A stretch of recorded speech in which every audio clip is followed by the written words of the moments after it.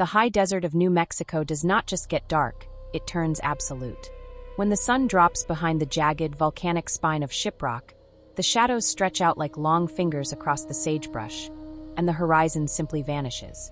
Today, the asphalt cutting through this isolated expanse of the Navajo Nation is marked as U.S. Route 491. But for decades, the old road signs bore a different configuration of numbers, one that made superstitious drivers grip the steering wheel a little tighter: Highway 666. It was officially designated in 1926 as the sixth branch of the historic Route 66. To the bureaucrats in Washington, it was just math. To the people who actually had to drive it, the number felt like a dark prophecy. The road quickly earned a grim reputation as one of the deadliest stretches of highway in the country, a place where the line between a tragic accident and something far more sinister became terrifyingly blurred. Long-haul truckers, who spent their lives navigating the loneliest corners of America, spoke of Highway 666 in hushed tones over truck stop coffee. The stories were always remarkably consistent. A driver would be moving along the flat, hypnotic blacktop, miles from the nearest town, when the temperature inside the cab would suddenly plummet. Then came the headlights. In the rearview mirror, a pair of brilliant, aggressive lights would appear out of nowhere, closing a gap of miles in a matter of seconds. Drivers called it Satan's sedan, a vintage, midnight black luxury car that would tailgate so closely the truckers could hear the roar of its engine over their own diesel blocks.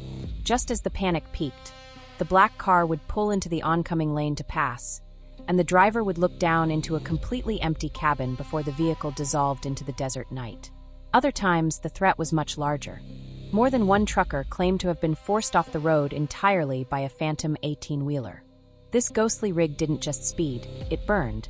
Witnesses described a massive truck engulfed in roaring, unnatural flames, barreling straight down the center line at impossible speeds, leaving the scent of scorched rubber and ozone lingering in the cold desert air long after it vanished.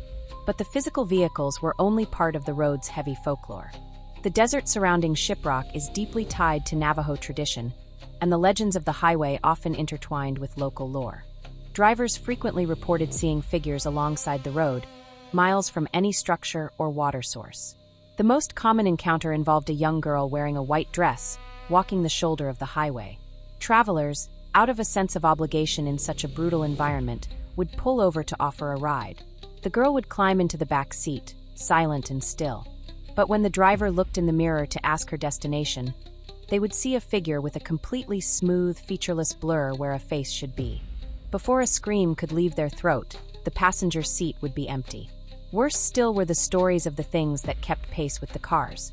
Drivers moving at 60 miles per hour spoke of looking out their side windows to see massive, wolf-like creatures running effortlessly alongside them. These entities, often associated with the shape-shifting skinwalkers of regional lore, would stare into the cab with glowing yellow eyes, sometimes even lunging to tear at the rubber of the tires before slipping back into the darkness. For generations, the high rate of fatal accidents kept these stories alive.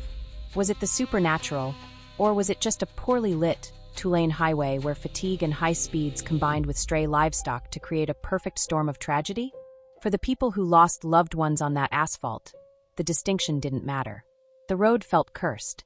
By the early 2000s, the pressure on government officials reached a tipping point. Local communities and safety advocates argued that the infamous designation was preventing economic growth and inviting tragedy. In 2003, the signs were finally taken down. The highway was widened to 4 lanes, shoulders were improved, and the number was changed to 491. Statistically, the highway became much safer. The accidents decreased, and the modern world caught up with the lonely stretch of desert. But numbers are just paint on metal. The landscape itself remains unchanged, vast and indifferent. When the wind howls through the volcanic rock of Shiprock and the moon hides behind the clouds, travelers still look a little more closely at the headlights in their rearview mirror, wondering what still lingers on the old Devil's Highway. Tune in next week for more chilling tales.